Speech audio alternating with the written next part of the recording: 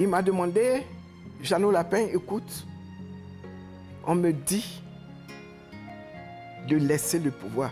J'ai dit, tu as gagné ou tu n'as pas gagné? Il dit, tu sais que tu as gagné. J'ai dit, vas-y. Il appelait mon oncle, tonton Outro. Tonton Outro lui a dit, tu es un homme. Tu suis la vérité. La vérité, c'est Dieu. Je suis avec toi. Dieu est avec toi, il t'arrivera rien. Tu as gagné, tu tiens bon. Ça, c'est Outro Laurent qui lui a dit ça. Il appelle Sangaré. Sangaré, mon grand frère, comme j'aime l'imiter, écoute, tu as gagné ou tu n'as pas gagné? Tu as gagné. D'ailleurs, j'arrive là-bas. Et quand je lisais les journaux en France de l'époque, on a traité Laurent Gbagbo de xénophobe.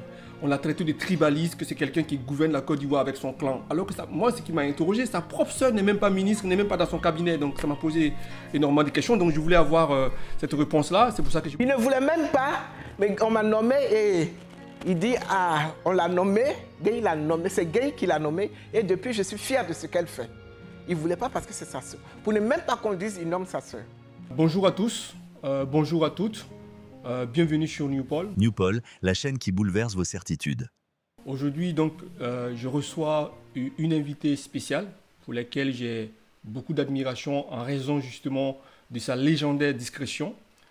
Et à la faveur justement du 11 avril 2025, qui commémore le 14e anniversaire donc, du renversement ou du coup de force que Alassane Ouattara et la France ont fait contre le président Laurent Gbagbo.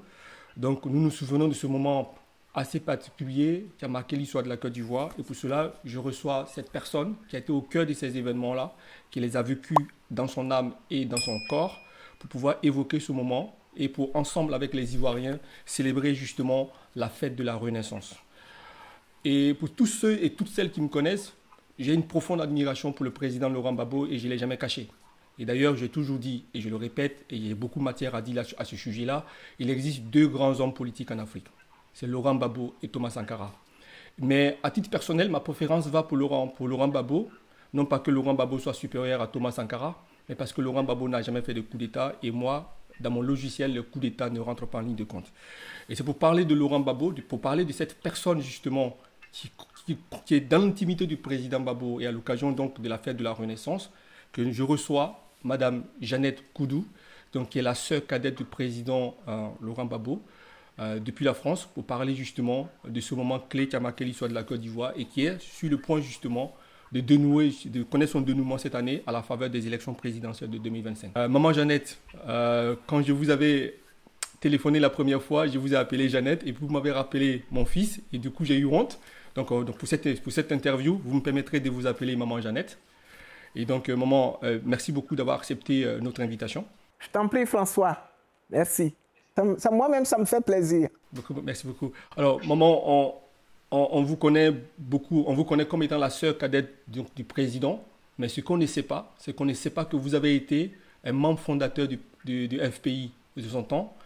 Et je voudrais qu'on revienne ensemble avec vous pour savoir comment ça a été justement fondé le FPI le 20 novembre 1988. J'ai la date en mémoire.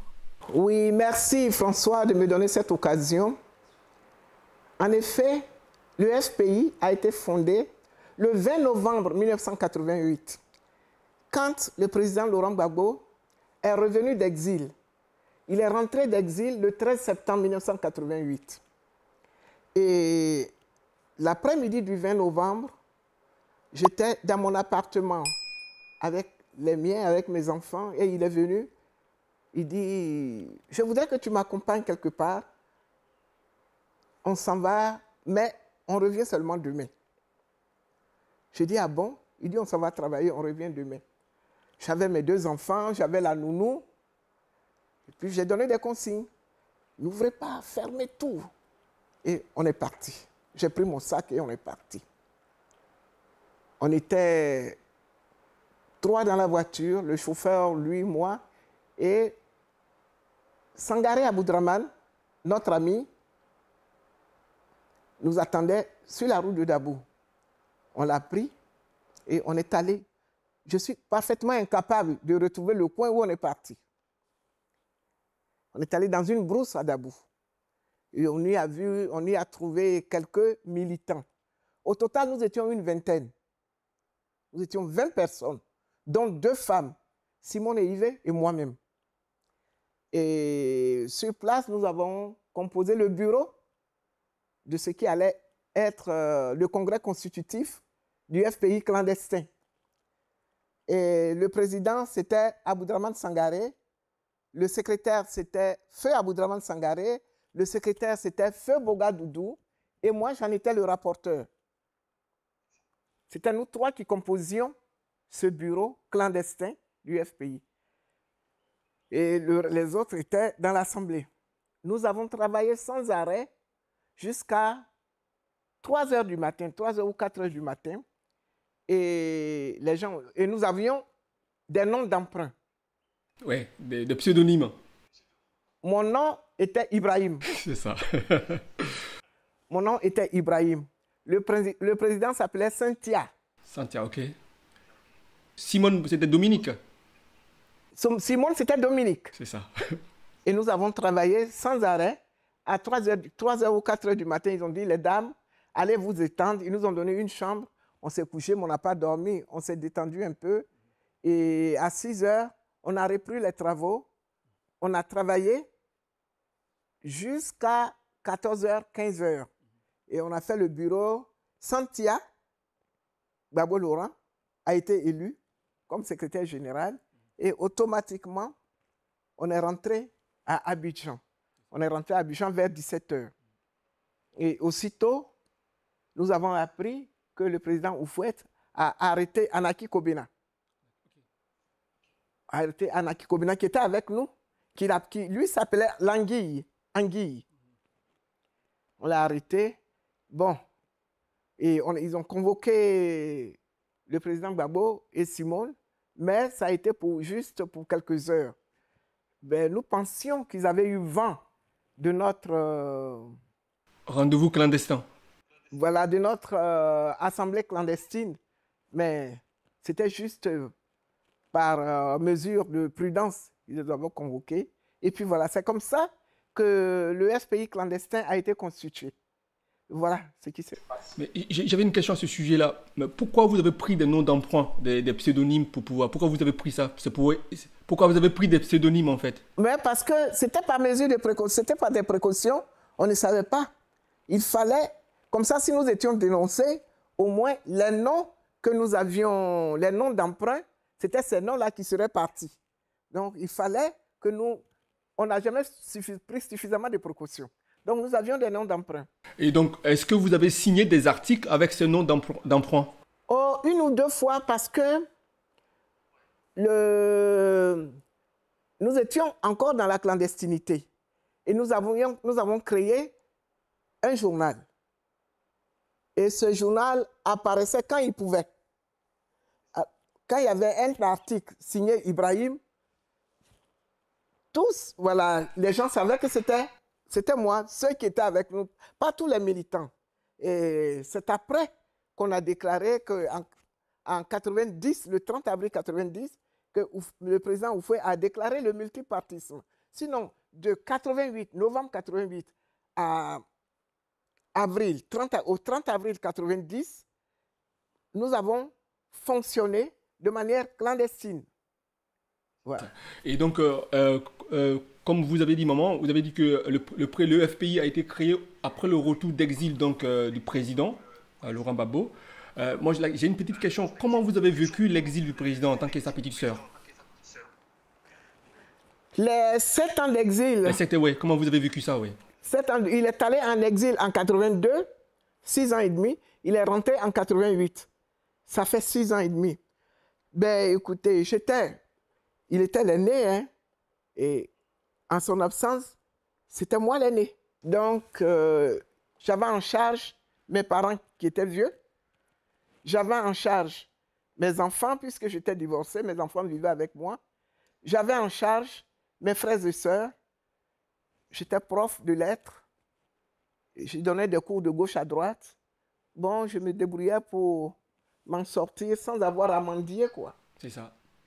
En tout cas, c'est assez intéressant, mais en même temps, une chose aussi qu'on ne sait pas, comme ce qu'on vient de dire, on ne sait pas aussi qu'en 1971, alors que vous étiez étudiante, vous avez été arrêtée. Est-ce que vous pouvez nous raconter ça, maman? Bon, on revient en arrière. On là. revient en arrière, oui. Nous sommes en 1971. J'étais à la Cité Rouge. J'étais étudiante à l'ENS. Et l'UNESI, dont nous étions membres, a été dissous. Mais le président Houphouët a créé le MESI, dont nous ne voulions pas. Nous, les étudiants de gauche, nous n'en voulions pas. Alors, nous avons créé un mouvement estudiantin qu'on appelait l'UCC. L'UCC. Et nous fonctionnions dans la clandestinité, toujours. Et nous avions un journal. Je reconnais qu'à l'ENS, je vendais, quelquefois, quand nos journaux sortaient, je vendais les journaux et à la criée. Oui. Et un jour, ce jour-là, j'étais à 3 jours de mon mariage. Je devais me marier, j'attendais un enfant, je devais me marier. Mon fiancé aussi était à l'université. Lui, il était à l'université, moi, j'étais à l'UNS. Ton fiancé a été arrêté aussi ou pas? Oui, ben j'arrive. Donc, ce jour-là, comme j'étais à 3 jours de mon mariage, je suis allé acheter mes chaussures pour mon mariage. Je reviens. Nous, les filles, nous étions au bâtiment A, à la Cité Rouge. Je vois 2 messieurs habillés en civil. C'est vous, mademoiselle Koudou? J'ai dit oui. Bon, le président Houphouët nous dit de vous arrêter, de vous amener au palais. J'ai dit d'accord. Laissez-moi déposer mes chaussures dans ma chambre. J'ai déposé mes chaussures dans ma chambre, j'ai fermé ma porte. J'ai dit, bon, j'ai mon grand frère qui est professeur au lycée. Vous permettez que j'aille l'avertir que le président Houphouët m'appelle. Ils disent, il n'y a pas de problème. Ils avaient eu une coccinelle. Ils m'ont fait monter dans la coccinelle et nous nous sommes rendus au lycée classique. Or, le président les connaissait comme étant de la police de la présidence. Moi, je ne les connaissais pas, je ne les ai jamais vus. Donc, il était en plein cours. Quand il m'a vu flanquer de 2 policiers, il est sorti. J'ai dit, voilà, ils sont venus me dire que le président Houphouët m'appelle. Il dit, il ne faut pas te faire d'illusions, tu es en état d'arrestation. Ah! Oui, Laurent m'a dit, ne te fais aucune illusion, tu es en état d'arrestation comme ça. Mais tu as choisi de militer et il faut assumer. J'ai dit, il n'y a pas de problème. Et je crois que pour la première fois, je l'ai vu très ému avec des larmes. C'est-à-dire, je sentais qu'il avait mal. Il aurait voulu que ce soit lui, quoi, qu'on me laisse en paix, mais il dit, il faut assumer, il faut partir. Donc, il avait un ami à l'époque, qui doit être parti maintenant, qu'on appelait Guy Maurice, un Français, qui lui a dit, Laurent, sois fort, je vais suivre avec ma voiture, la voiture de la présidence, pour voir où on amène Jeannette. Donc, de loin, il nous a suivis. Et effectivement, nous sommes allés à la présidence. Ils m'ont mis dans une salle où il y avait un grand banc. Ils m'ont couché là. Ils m'ont dit, assois-toi là. Comme j'étais fatigué, j'ai eu envie de dormir, je me suis endormi. Et puis, je crois que 1 heure, quelques minutes, 1 heure à peu près après, ils sont venus. Ils disent, bon, le président Houphouët dit de vous amener à Akwedo, au camp militaire d'Akwedo. J'ai dit, bon, avant d'arriver à Akwedo, permettez que j'aille dire à mes amis à la cité que je suis transféré à Akwedo. Alors, quand on est arrivé à la cité, le bruit s'était déjà répandu dans toutes les cités que j'étais arrêté. Donc, à la Cité Rouge, tous les étudiants étaient sortis. Donc, mes amis, Feu Sarata, Feu Clémentine, tous étaient sortis. Et mon fiancé, lui, il était à la cité Sojefia. Lui aussi, il avait appris. Donc, il m'a vu arriver. J'ai averti mes amis qui étaient arrêtés dans la cour de la Cité Rouge. Et j'ai dit, bon, mon fiancé à la Sojefia, allons à la Sojefia. Avant qu'on arrive, il était déjà à la fenêtre. Il m'a vu arriver, il a couru. Il dit, tu es en état d'arrestation. Bon, on se bat. Va, allez-y à Kouedo. Et ils ont sonné la mobilisation. Et je suis arrivé à Kouedo. Et les dames d'Akouedo m'ont vu toute frêle là. J'avais 22 ans, 23 ans. Wow. Avec mon petit ventre devant moi, j'attendais un bébé. Et elles m'ont donné une natte, je me suis couché. Elles m'ont fait à manger, je n'avais pas l'appétit. Je n'ai pas voulu manger. Et une heure ou deux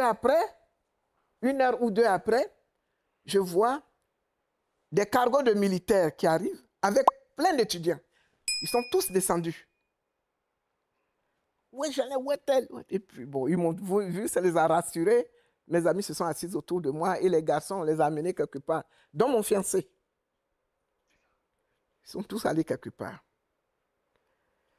Pendant ce temps, je crois le lendemain ou ce même jour, je ne sais pas, le président Houphouët a convoqué un conseil, à l'époque on appelait ça, a convoqué une grande réunion en tout cas. Il y a convoqué 3 fonctionnaires, dont Laurent Gbagbo, Feu Guéni Kobena, Feu Oba Albert, les 3. À chacun, il avait quelque chose à reprocher. À Gbagbo, il a reproché de n'avoir pas bien encadré sa sœur et son fiancé. Donc, il méritait d'être arrêté. En réalité, Gbagbo avait fait un cours à l'époque. Et la fille de l'ambassadeur d'Israël s'en était offusquée. Et le président Houphouët voulait arrêter Gbagbo, mais toutes les écoles s'étaient mobilisées et il a sursis à cette arrestation. Donc, il avait ça dans la gorge. Donc, il a profité de mon arrestation pour dire, tu n'as pas donné de conseils à ta soeur et à son fiancé. Alors, bon, donc, le prétexte était tout trouvé. Il a arrêté Gbagbo, il a arrêté Guéni. Guéni, c'était parce que je crois qu'il était membre fondateur du CINESI, le syndicat des étudiants. Voilà. Et Oba Albert, je crois qu'il lui était reproché d'avoir signé l'ordre de mission pour Vaudier, pour ce qui a permis à celui-ci d'aller s'exiler. Donc, c'était les 3 fonctionnaires. Donc, le lendemain, on a vu les 3 fonctionnaires arriver. Bref, on est resté là quelques 3-4 jours. Et puis, certains de nos amis, dont les parents étaient, nous disions à l'époque, grands types, bon, les parents, il faut faire pression sur leurs parents. Nous-mêmes, on leur a dit, allez-y pour ne pas qu'on crée des ennuis à vos parents. Et on est resté, nous les filles, on est restés 5 ou 6. Et les garçons, ils sont restés plus d'une centaine. Nous devions donc être déportés. Les garçons à Séguéla et nous les filles à Bouaké. C'est là qu'est venu, à l'époque, le colonel Ouassena, que je connaissais bien, parce que sa femme on était amis depuis au lycée. Donc il est venu, il nous a reçus là, notre petit groupe, il nous a expliqué qu'ils allaient nous déporter à Bouaké, nous les filles, les 6 filles, 5 ou 6 filles. On dit, il n'y a pas de problème. Il dit, mais toi, en parlant de moi, tu es enceinte. On vous connaît, vous les étudiants. Si tu vas à Bouaké, qu'il t'arrive quelque chose, vous allez dire que c'est nous qui t'avons tué. Alors le président me dit de te ramener à la cité jusqu'à ce que tu accouches. Et quand tu vas accoucher, tu m'appelles et je viens te chercher pour te faire rejoindre les autres. Bon, c'était la politique de l'époque. J'ai dit, il n'y a pas de... on s'est concerté là, et puis les autres ont dit, oui, c'est vrai, Jeannette, il faut que tu partes, parce que déjà, avec ta grossesse, tout ce qu'on a subi ici, on a peur. Donc, effectivement, le colonel Ouassena, il m'a déposé. Mon fiancé, lui, il m'a donné la clé de sa chambre. Il dit, je préfère que tu quittes la Cité Rouge, que tu ailles dans ma chambre, parce que lui, il était à la Sojefia. Comme ça, autour de toi, il y a des gens. Donc, J'ai pris sa clé et je suis venu, j'ai déménagé chez lui jusqu'à ce que j'accouche. Bon, j'ai accouché, l'enfant était effectivement, avec tous ces traumatismes, tous ces stress, il était malade, il n'a pas vécu, il n'a pas survécu, il est parti. Voilà. Voilà pour cette période. Ouais, voilà pour la lucarne que vous avez ouverte. C'est ça, exactement. Donc maman, on vient d'apprendre des choses assez intéressantes sur ton parcours. C'était un parcours assez riche. Peu de personnes, y compris moi-même, quand j'ai préparé cette émission, je n'étais pas au courant du fait que au moment de la fondation du FPI, vous vous appeliez Ibrahim, ce qui est quand même assez intéressant. Ça, c'est des moments absolument inoubliables. Et puis, j'apprends qu'en 1971, à l'issue de ces événements que vous avez connus dans votre pays, où Babo a été emprisonné à Séguéla, vous avez perdu à la suite de ça votre enfant. Et beaucoup de personnes en Afrique, en fait, même en France, moi, quand j'ai rencontré Guy Laberty, on a parlé un peu de vous, mais ces détails-là, ce sont des détails qu'on ne connaît pas. Et pour moi, je suis très content de vous arracher ces détails-là aujourd'hui. Face à l'impunité, la justice. Pour les Ivoiriens, pour les Français et pour tous ceux et celles qui ont vécu en Côte d'Ivoire de 2000 à 2011 et ont été victimes du complot contre Gbagbo et les Ivoiriens. La Côte d'Ivoire a été marquée par des violences qui ont laissé des blessures profondes. Des crimes graves restent impunis. L'impunité nourrit la violence. Pour construire un avenir de paix et de réconciliation en Côte d'Ivoire, la justice doit être rendue. Face à l'échec de la Cour pénale internationale, CPI, qui n'a pas pris en compte les acteurs étrangers qui ont participé du malheur des Ivoiriens, des Français et autres, nous demandons la création d'un tribunal pénal international. Ce TPI vise à apporter une véritable réponse juridique à tous les crimes commis en Côte d'Ivoire entre 2000 et 2011, peu importe la nationalité de leurs auteurs. Pour la justice, la vérité, les réparations et pour une réconciliation vraie des Ivoiriens, signons la pétition, elle est totalement gratuite. Votre signature est une voie pour la justice. Agissez maintenant. Mais je voudrais faire sauter, je vais faire un bond en avant. On va revenir aux années 2000, quand Laurent Gbagbo a été élu président de la République de Côte d'Ivoire. Et il était face au général Robert Gueye, qui ne voulait pas quitter le pouvoir. Comment vous avez vécu ce moment de tension où Gbagbo était vraiment en sursis, on peut dire? Je crois que Guy Laberty était aussi en Côte d'Ivoire à ce moment-là. Pendant les élections de 2000, relativement bien. Nous étions sous le régime militaire. Les militaires avaient le pouvoir. Et contre toute attente, Gueye Robert était candidat. Bon. Mais je crois que le président Gbagbo s'attendait un peu à ça. S'attendait un peu à ça. Mais, bon, quand les résultats sont tombés, c'était un jeune, Honoro Guié, qui était le président de ce qui est de l'ancêtre de la CEI aujourd'hui. Voilà. Et il a donné les résultats. Mais Gueye n'accepte pas les résultats. Et nous sommes tous allés au siège, au QG du candidat Laurent Gbagbo. Moi, j'y ai passé la nuit. Nous étions quelques-uns à y avoir passé la nuit. Et on attendait. Et tu sentais que le président Gbagbo était fatigué avec toutes ces pressions. Alors, il a vu que Gueye voulait lui voler sa victoire. Donc, je le vois encore là. Il est sorti. Il a dit, peuple de Côte d'Ivoire, vous m'avez élu. On veut me voler ma victoire. À peine a-t-il dit ça, toute la Côte d'Ivoire, tout Abidjan était envahi. Tout le monde était sorti. Tout le monde était sorti. Et effectivement, toute la ville était pleine.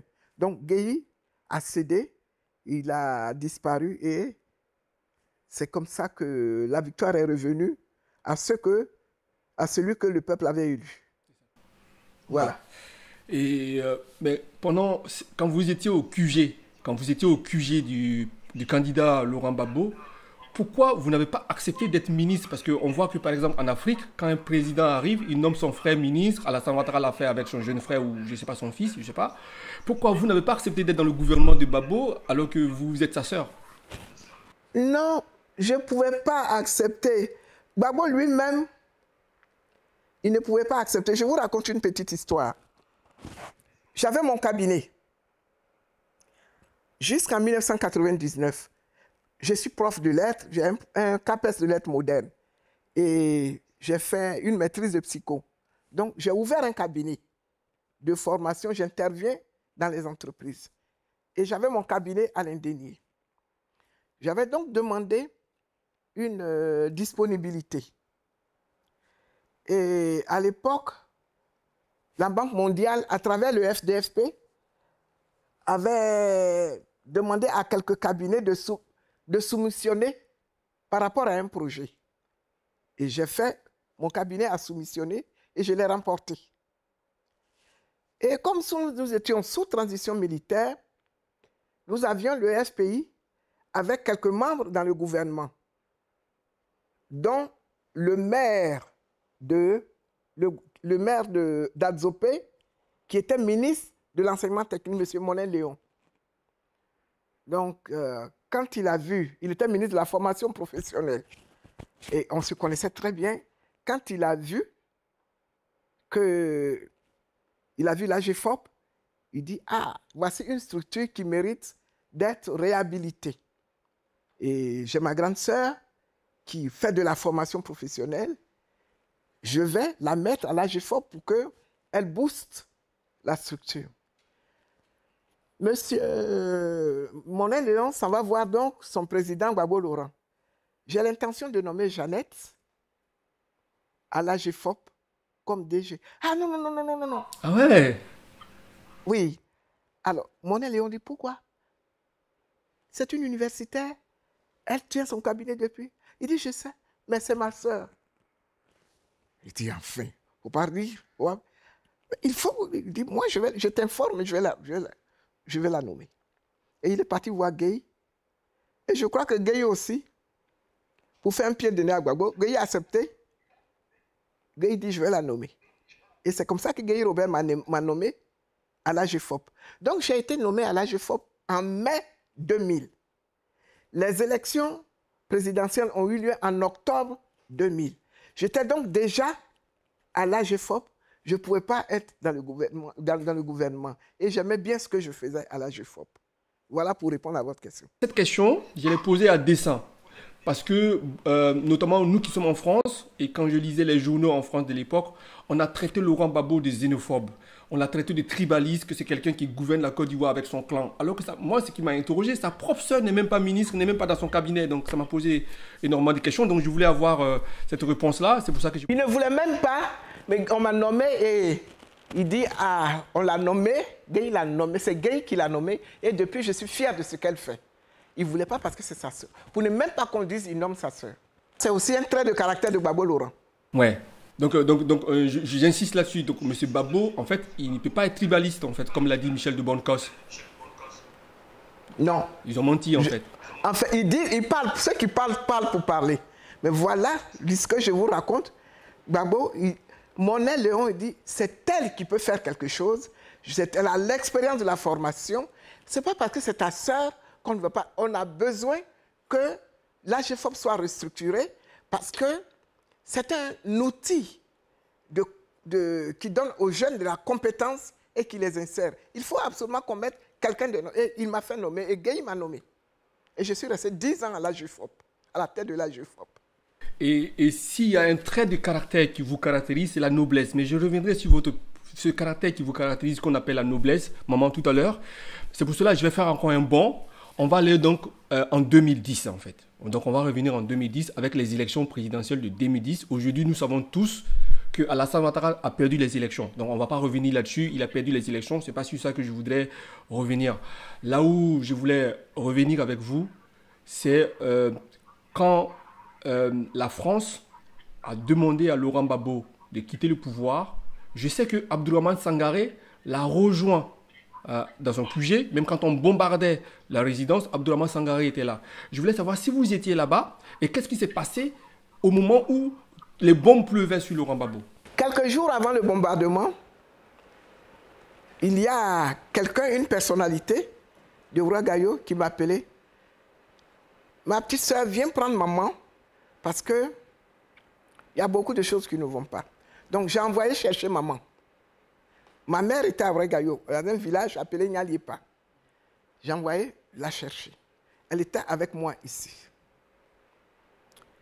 Et puis, Laurent, lui, était à la résidence. Et les taux se resserraient sur nous. J'ai envoyé ma mère qui vivait avec moi ici, chez une parente qui n'est pas proche de nous, qu'on ne soupçonne pas d'être notre parente. Elle est venue chercher maman.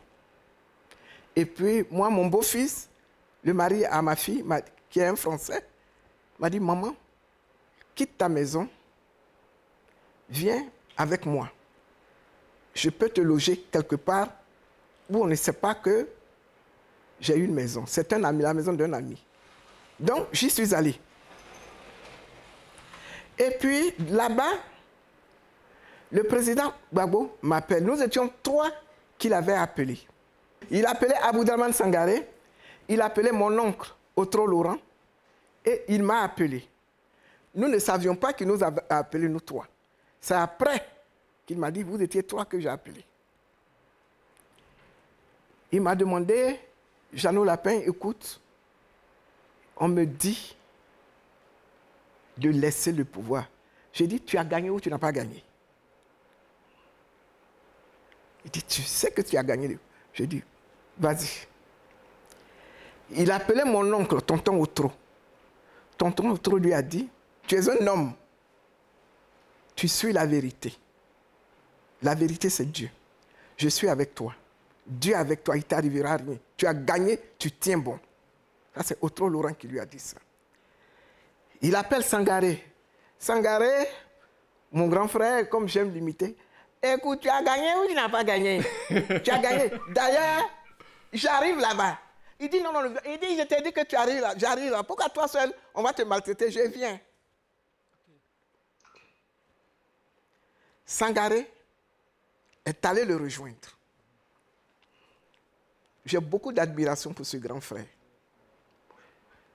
Sangaré est allé le rejoindre.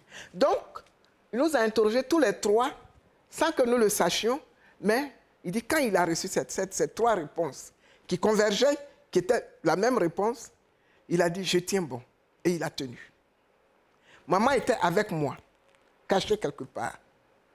Voilà. Ce que tu dis, maman, c'est très intéressant parce que pendant que d'autres personnes qui étaient proches de Babo fuyaient pour aller au Ghana, par exemple, Abdourahmane Sangaré, lui, il est allé rejoindre Babo. Abdourahmane Sangaré est allé le rejoindre. Dites que c'est moi qui vous l'ai dit. Il dit, j'arrive là-bas. Laurent dit non. Il dit, je t'ai dit que je viens. Et il est parti. Ouais. Quel homme. Quelle noblesse. Voilà. Ouais.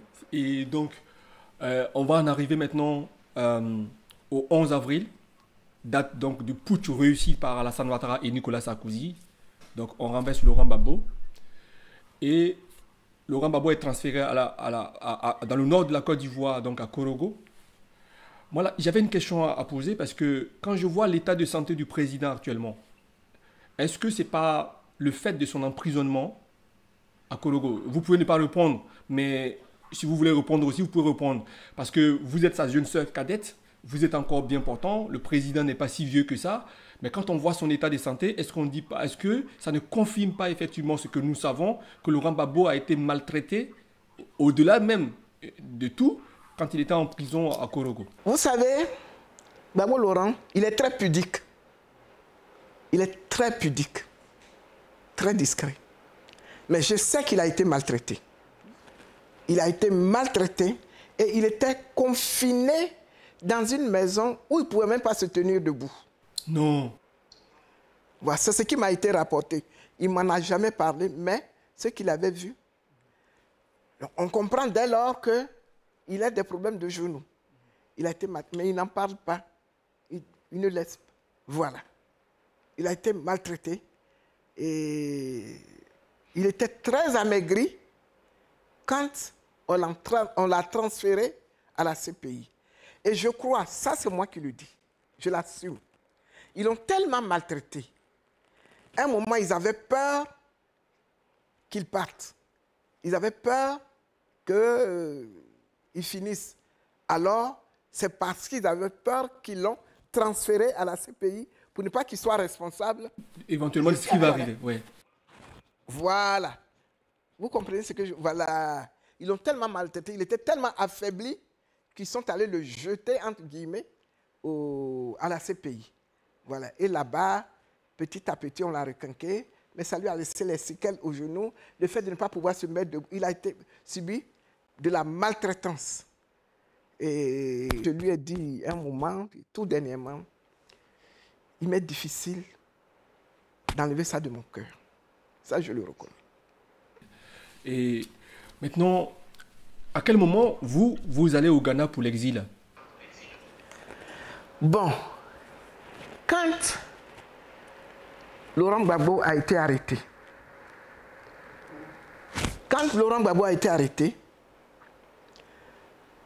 j'étais labouré, j'étais déstructuré, j'étais décomposé, j'ai hurlé de douleur.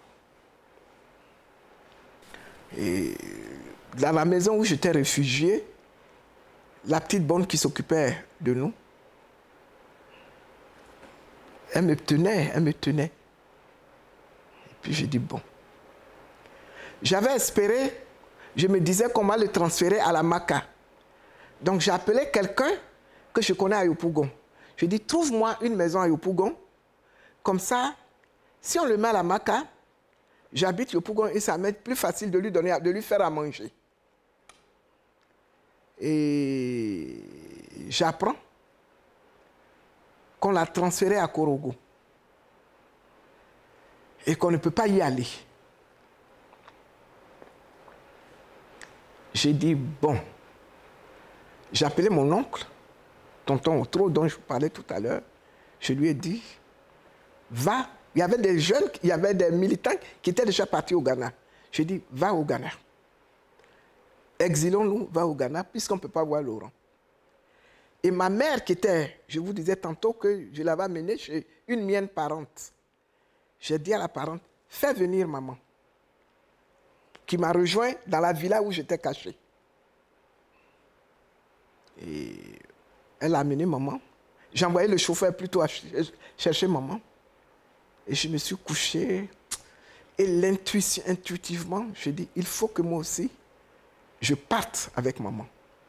Donc j'ai pris maman, j'ai pris ma petite cousine qui s'en occupe, et moi-même. Et mon beau-fils est venu avec sa voiture. Il dit, maman, je vais te faire traverser la frontière, allons-y.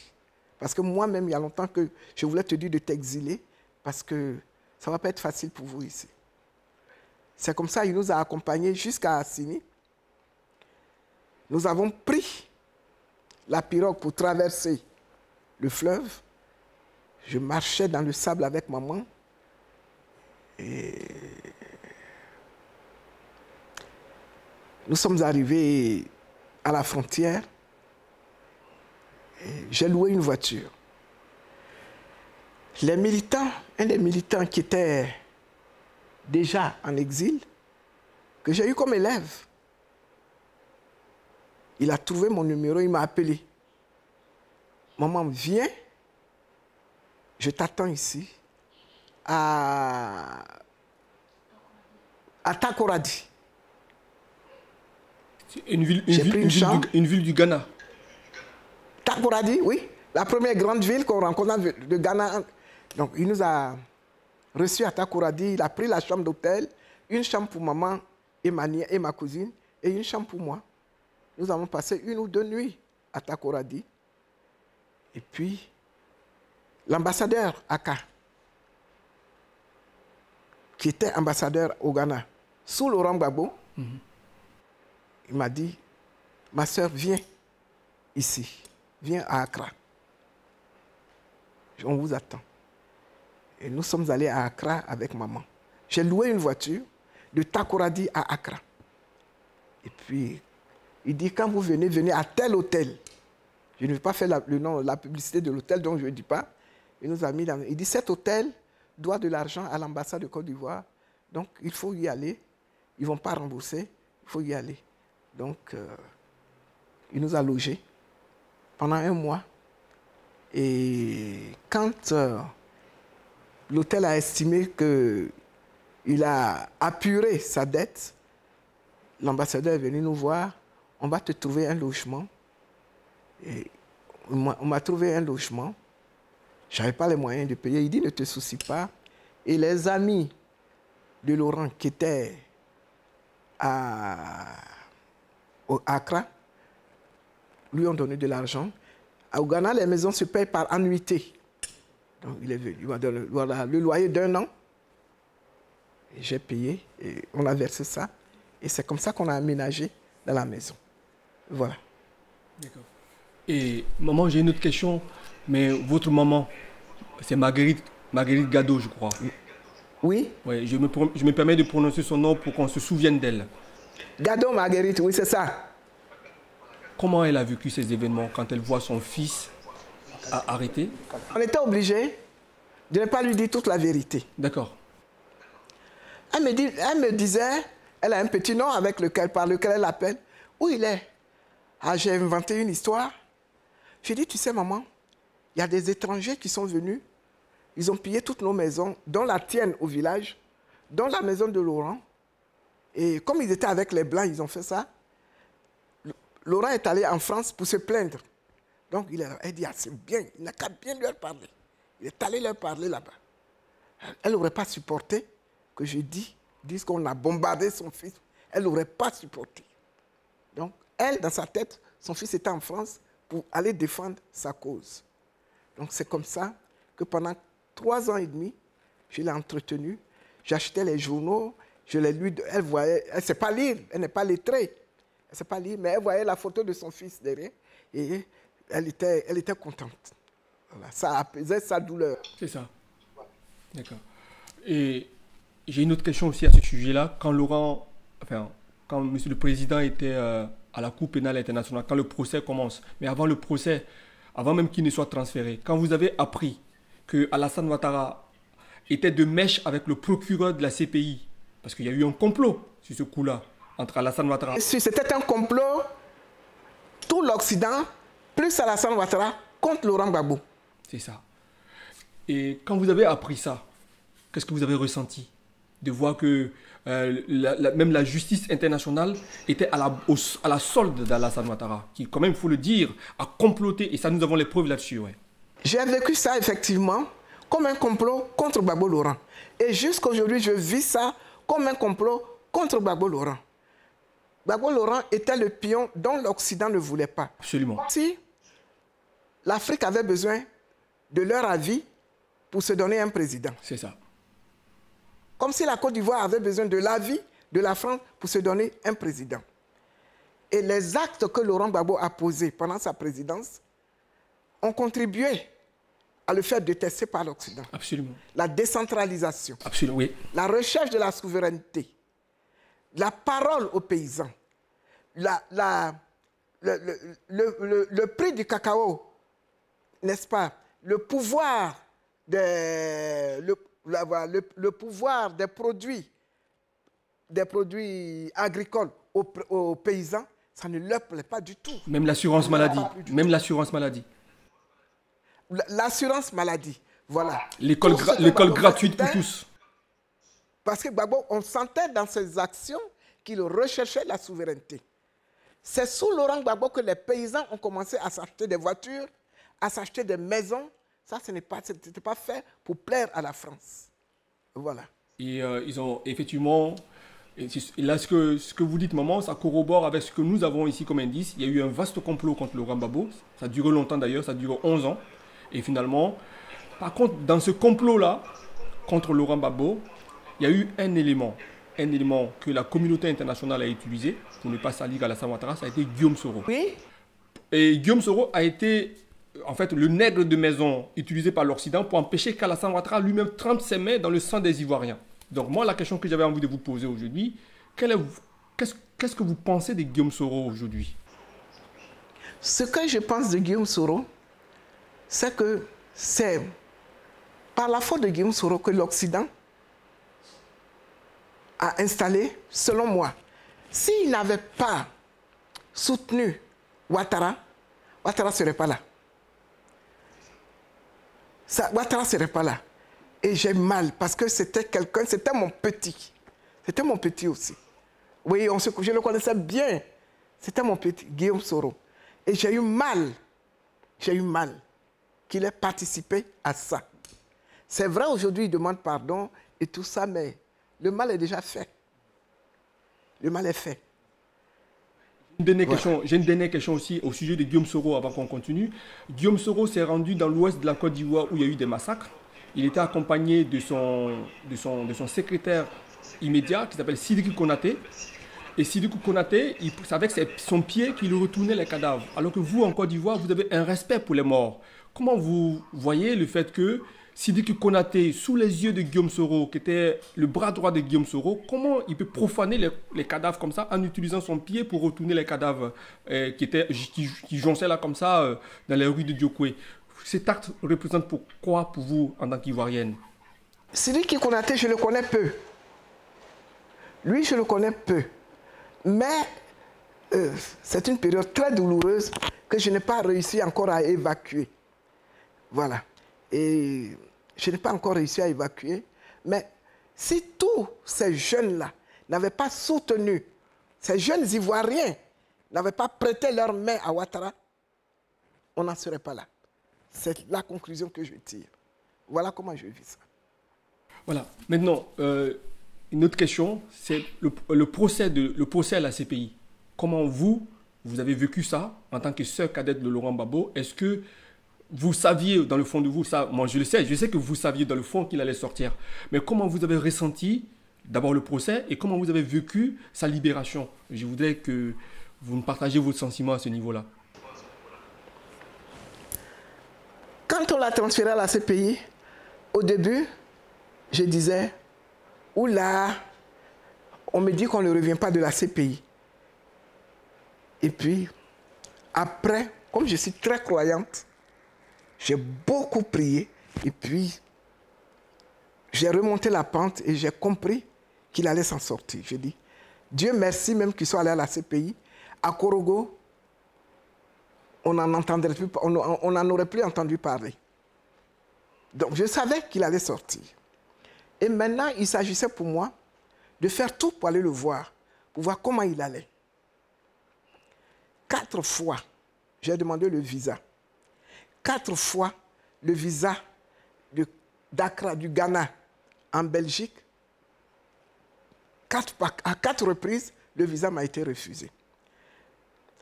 C'est l'avocat du président Laurent Gbagbo, Maître Altit, qui m'a appelé.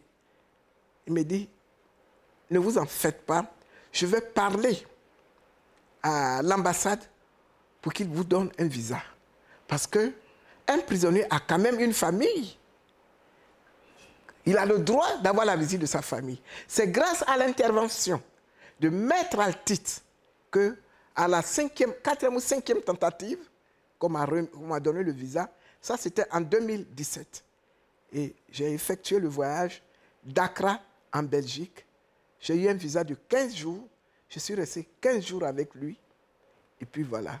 Et bon, quand je l'ai revu, bon, je ne vous décris pas, non, mais voilà. J'étais convaincu, effectivement, quand je l'ai vu, j'étais convaincu qu'il allait être libéré. Et quand on a annoncé sa libération, mais je suivais le procès. Je suivais le procès. L'accusation a fait passer 82 témoins. Et j'écoutais tous les témoins. Plus j'écoutais les témoins, plus j'étais rassuré et plus j'étais convaincu que Gbagbo allait sortir. Parce que c'était des procès qui mettaient en relief, en exergue, les qualités du président Laurent Gbagbo. Il donnait l'impression d'être des témoins de la défense. Voilà. Donc les 82 témoins sont passés et ils m'ont conforté dans l'idée qu'il va sortir. Et là, effectivement, la preuve, les témoins de Laurent ne sont pas passés du tout. Et l'accusation même a lavé l'accusé. Et c'est comme ça que Laurent est sorti.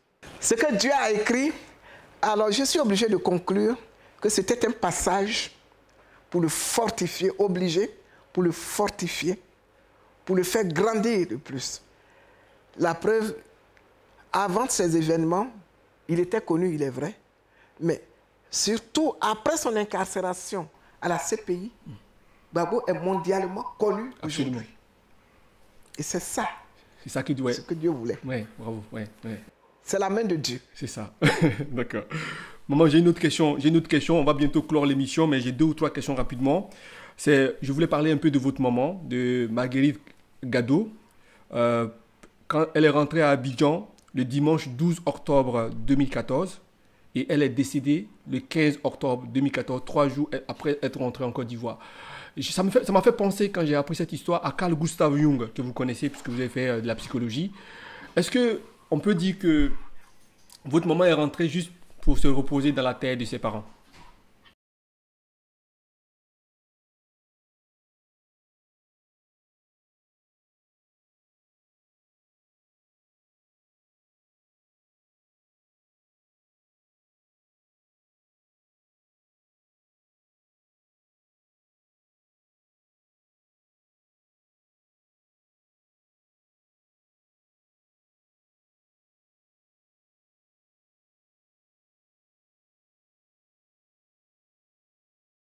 La terre étrangère.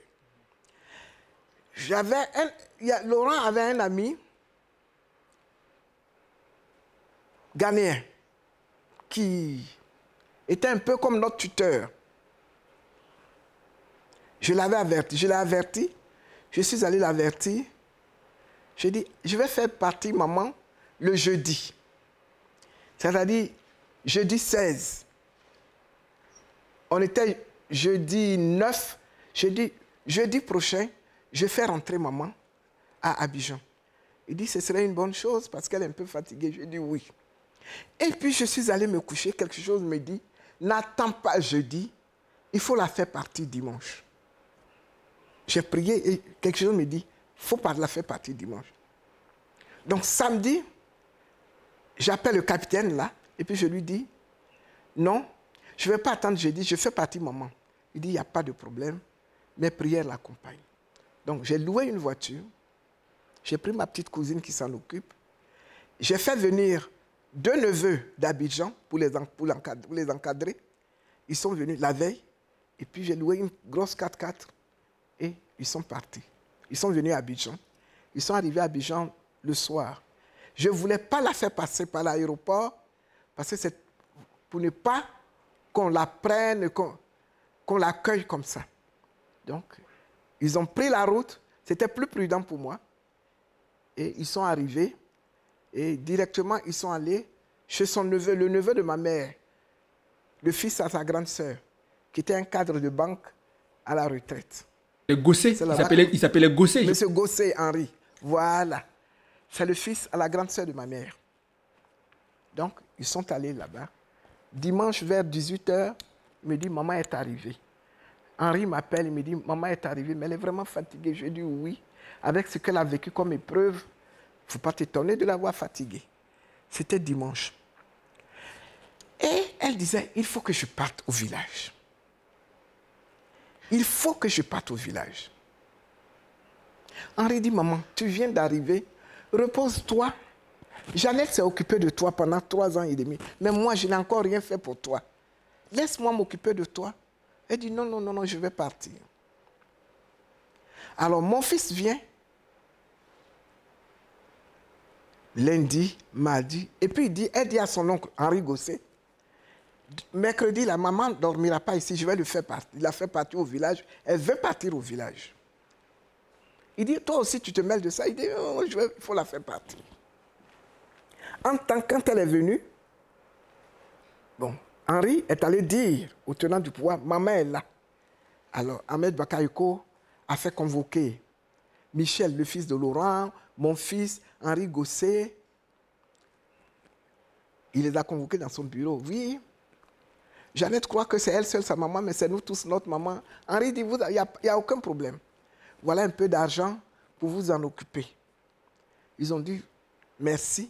Mais comme dans notre famille, les décisions se prennent de manière consensuelle, et ça, il s'agit de maman, donc on va consulter les villageois, et ce qu'ils vont nous dire de faire, c'est ce qu'on va faire, garder cet argent, et puis après, quand ils vont décider de ce qu'on va en faire, on va vous faire donner notre position. Et puis ils sont partis. Mais le ministre d'un camp et tout ça, ils sont passés la saluer. Voilà. Et c'est le mercredi, elle est arrivée dimanche, et mon fils a dit, mercredi là, sa mère ne dort pas là. On appelle des cliniques pour qu'ils nous donnent des ambulances et tout ça. Chacun se rétracte. Et il y a un ami de mon fils avec qui il a fait l'école primaire à Mermoz qui a dit, écoute Alain, ta grand-mère, tu n'auras pas une clinique qui va te prêter une ambulance. Ils ont reçu des mots d'ordre. Donc il avait une 4x4. Il dit, alors son ami d'enfance lui a donné une 4x4 et il y a un médecin, un de nos amis, qui a médicalisé la 4x4 et c'est cette 4x4 qui a accompagné maman au village, qui a pris sur elle d'accompagner maman au village.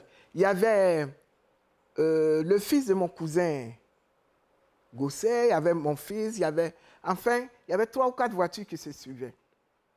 Au fur et à mesure, moi j'étais à Accra, ils me donnaient leur position. Et ils sont arrivés à Yamoussoukro, ils m'ont dit voilà, on est arrivé à Yamoussoukro, on a dépassé Yamoussoukro. Et à peine ont-ils dépassé Yamoussoukro, 15 minutes après, ma cousine m'appelle, ah, maman a le hockey. J'ai dit, bon, appelle ton cousin, mon fils, et dis-lui ça. Quand elle lui a dit, il dit, on retourne, comme on n'est pas très loin de Yamoussoukro, retournons à l'hôpital de Yamoussoukro.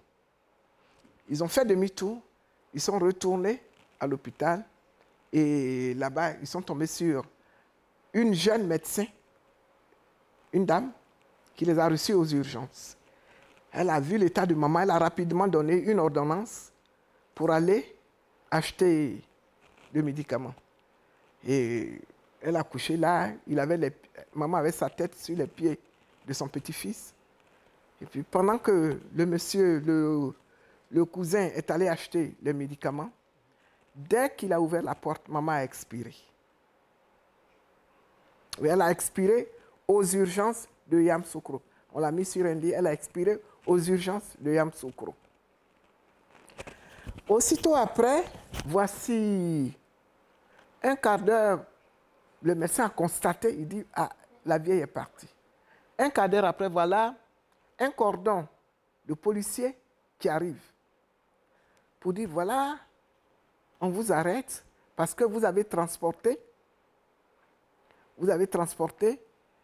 quelqu'un de mort dans une voiture banalisée. On dit non, elle vient d'expirer, ils disent non, ils les ont arrêtés.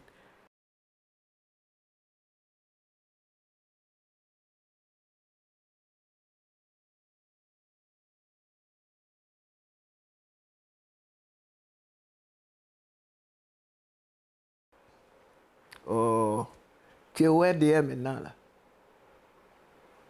Guégué, Alcide Guégué, qui est un parent maman, qui l'accompagnait, Alcide Guégué, mon fils, et tous, enfin 3 ou 4 personnes, ils les ont arrêtés, ils les ont amenés à la police. Et ils ont pris le corps pour amener le corps aux urgences. Donc, on m'appelle, mon fils m'appelle, maman, nous sommes arrêtés, nous sommes accusés d'avoir transporté un cadavre dans une maison, dans une voiture qui n'est pas faite pour ça. Il dit bon. Ils sont restés là-bas 24 heures. Et puis, le médecin avait disparu. Le médecin qui a constaté, voilà, qui a reçu la maman. Donc, le lendemain de leur arrestation, elle est apparue, elle est allée au commissariat. Elle dit, c'est moi le médecin qui a reçu la vieille. La vieille est venue, elle était en vie. La preuve, j'ai fait une ordonnance pour qu'on aille acheter des médicaments. Est-ce que je peux faire une ordonnance pour un cadavre? C'est moi qui ai reçu la vieille. Et elle a expiré pendant qu'on est allé acheter le médicament. C'est comme ça, les commissaires ont présenté des excuses à ceux qu'ils avaient arrêtés. Et puis ils les ont laissés. Et le corps, ils ont mis le corps dans un corbillard de Yamoussoukro à Gagnoa. En principe, on met 45 minutes, 1 heure. Mais eux, ils ont mis près de 5 heures. On les arrêtait à toutes les étapes. Tout le monde était sorti. Dans tous les villages. Le corps de la maman de Gbagbo est en train de passer. Eux, tous les villages. Jusqu'à Ivosep de Gagnoa. Voilà ce qui s'est passé. Et ça, j'ai une autre question.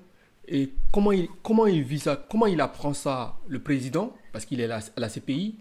Comment il apprend ça et comment il vit ça? Comment il apprend ça? Figure-toi que j'étais en train de chercher mes mots pour le lui annoncer. C'est lui qui m'appelle. Ah ouais? Il dit, on dit que maman est partie.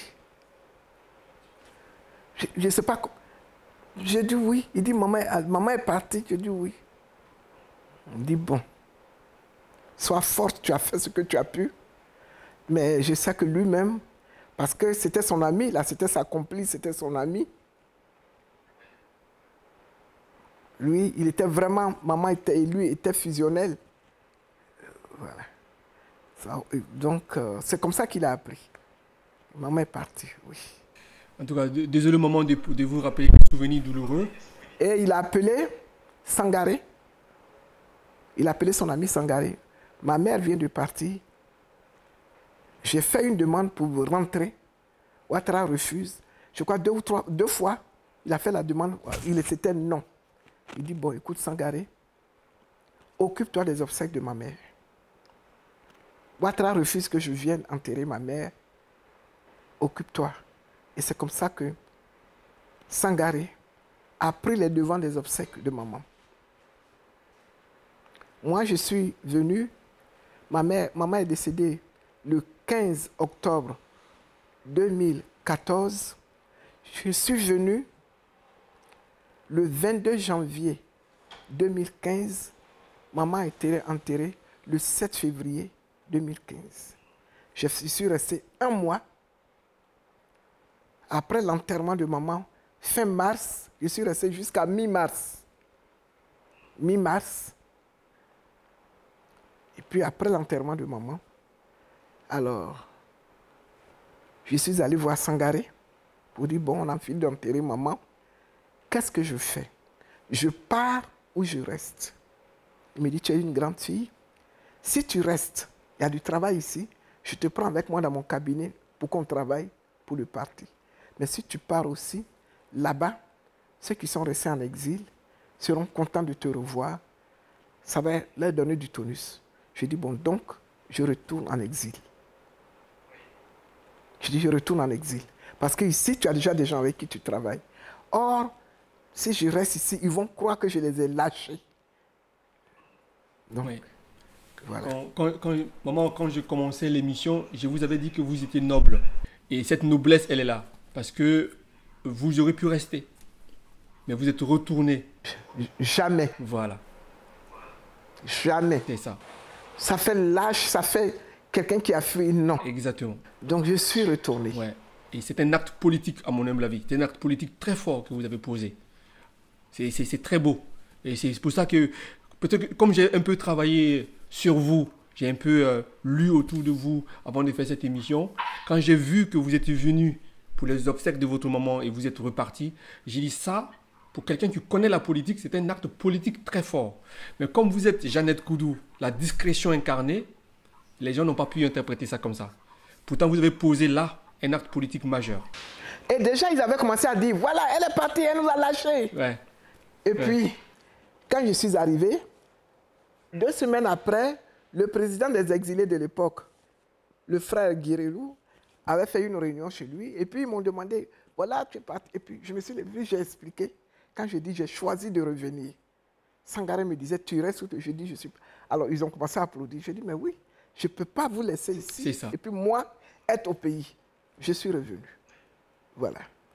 Donc, maman, je vais maintenant poser ma toute dernière question. Bon, après avoir évoqué tous ces moments douloureux, ces souvenirs douloureux, difficiles, et je m'en excuse de vous avoir soumis à cette épreuve-là.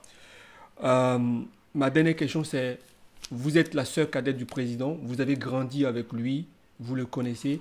Quels sont vos rapports et comment vous pourrez le résumer en tant qu'homme d'abord et en tant qu'homme politique? Comment sa sœur que vous êtes, comment vous le résumez? Vous me posez une question qui a un double aspect. L'homme et l'homme politique. Mais les deux, c'est l'homme qui transparaît avec l'homme, qui transparaît à travers l'homme politique. Absolument. Un homme transparaît à travers la politique qu'il fait. À travers les actes politiques que quelqu'un pose, vous découvrez les qualités qu'il a. C'est ce que je veux dire. Voilà. C'est mon frère. Ça me gêne d'en parler. Mais Gbagbo est un homme foncièrement bon. Foncièrement bon. Je vous raconte une petite histoire. Allez-y, maman. Nous étions adolescents quand on a arrêté notre papa. J'avais 16 ans, il en avait 19. Je passais en 3e, lui, il passait en terminale. Il a dit, bon, moi, je vais quitter l'école parce qu'on n'a pas d'autres sources de revenus, on n'a plus personne. Maman n'est jamais allée à l'école, elle est paysanne. Je vais aller travailler, à l'époque, on travaillait facilement. Je vais aller travailler et puis, toi, tu vas aller à l'école, tu vas passer ton BPC, tu vas passer ton bac. Quand tu seras à l'université, je vais passer le concours spécial d'entrée à l'université. Et puis nous deux, on va aller à l'université ensemble. Quand il a dit ça, il a dit à maman, maman dit, il n'est pas question. Il est hors de question que tu abandonnes tes études. Mais ce que je retiens ici, c'est cette facilité à se sacrifier. Il voulait donc se sacrifier pour que moi, j'aille à l'école. C'est ce que j'appelle un acte de bonté. Moi, j'arrête mes études, mais toi, va continue tes études jusqu'au bac. Il y a toujours des concours spéciaux pour entrer à l'université. Je vais passer les concours après. Va. C'est ma mère qui a refusé. Il n'est pas question. Allez-y à l'école. Moi, je suis la sacrifiée. Je n'ai jamais été à l'école. Je travaillerai, je ferai double tâche, mais vous irez à l'école tous les deux. Et c'est comme ça. Il a passé son bac. J'ai passé mon BPC, tous les deux on était reçus. Après le bac, il est rentré à l'université. Puis il dit, maintenant je peux m'occuper de toi. J'ai 25 000 francs par mois, je peux te payer le transport facilement. Moi j'étais à l'internat au lycée de Filles-Boaké, je peux m'occuper de toi. Et c'est comme ça qu'il s'est occupé de moi, jusqu'à ce que moi aussi, j'ai mon bac que je rentre à l'université. Voilà un peu. Donc c'est un homme bon. Quand il est fâché, il crie un coup, mais il pardonne très très vite, il oublie même. Ouais. Voilà. C'est ça. Voilà. Donc, voici l'homme. Et l'homme politique, Gbagbo a une vision de la Côte d'Ivoire, je dirais même de l'Afrique. Il a une vision. Une vision pour le bien de l'homme noir, pour le bien de l'Afrique. Il a une vision et c'est ça qui le différencie des autres. Un Africain qui a gouverné le pays pendant 10 ans, on ne lui a pas trouvé de compte offshore. On ne lui a pas trouvé de compte caché. Moi qui suis sa sœur, qui vient après lui, à l'heure où je parle, je ne vis que de ma retraite et de ce que mes enfants me donnent. Je n'ai aucun... Vous allez chercher dans le monde entier, vous ne trouverez aucun autre compte qui m'appartient. Foncièrement honnête, détaché du matériel. Voilà l'homme Gbagbo. Quand il veut travailler, il veut prendre le pouvoir, c'est pour travailler pour le bien de tous. Ça me gêne d'en parler parce que c'est mon frère, mais c'est ce qu'il est. Voilà. Et Maman, nous n'allons pas terminer cette interview-là sans revenir à votre meeting à Niamey, où vous avez appelé les militants du PPACI à attendre les mots d'ordre du parti, puisque Laurent Gbagbo n'est pas sur la liste électorale, ça vous le savez. La question que je vais vous poser, qu'est-ce que vous pensez du fait que Alassane Ouattara, parce que c'est une décision d'Alassane Ouattara, parce que c'est une décision qui n'est pas juridique, a décidé que Laurent Gbagbo ne sera pas sur la liste électorale. Vous, qu'est-ce que vous en pensez et quel appel vous lancez aux militants du parti, du PPACI, à la veille donc de la fête de la Renaissance Je ne suis pas étonné que Ouattara ne veuille pas mettre le nom du Gbagbo sur la liste électorale. Il a fait arrêter, il l'a mené à la CPI. Il avait espéré que Gbagbo reste à la CPI, qu'il soit condamné. Comme il a vu que Gbagbo n'a pas été condamné, ils ont inventé une histoire parce qu'il faut à tout pour que Gbagbo ne fasse pas la politique. Ce n'est pas à lui de décider de ce que Gbagbo va faire ou pas. Ce n'est pas à lui. Il faut à tout pour que Gbagbo ne soit pas candidat. À la CPI, ça l'arrangeait. Or, voilà que Gbagbo est acquitté par la CPI. Il est lavé de toute charge. On invente encore une autre histoire, mais tellement grosse, comme un de clown sur le visage. Donc, on l'enlève, on l'exclut de la liste électorale. Mais cette fois-ci, on ne peut pas accepter. On ne peut pas accepter. Et nous attendons. Nous nous mobilisons. Nous attendons. Nous irons jusqu'au bout. Gbagbo sera sur la liste électorale. Gbagbo sera candidat. Gbagbo sera élu. Personne ne peut enlever à Gbagbo ses droits de citoyen. Voilà. Il a une peur bleue que Gbagbo soit candidat. Gbagbo sera candidat. Voilà ce que je réponds à votre question. Voilà, merci beaucoup maman. Merci d'avoir accepté cette interview. Merci d'avoir été honnête, d'avoir été franc, d'avoir été direct, d'avoir été franche, excusez-moi, d'avoir été direct dans vos réponses. C'est moi qui suis honoré de la petite personne que vous m'accordez, à la petite personne que je suis cette interview. Et ce que je voulais dire, et je m'adresse à tous les téléspectateurs, à tous ceux qui nous suivent sur Newpol, je voulais dire que l'écrivain hongrois Sándor Márai, il a écrit La Conversation de Bolzano. Et dans le texte, il dit « Un homme, c'est ce qu'il y a de plus rare.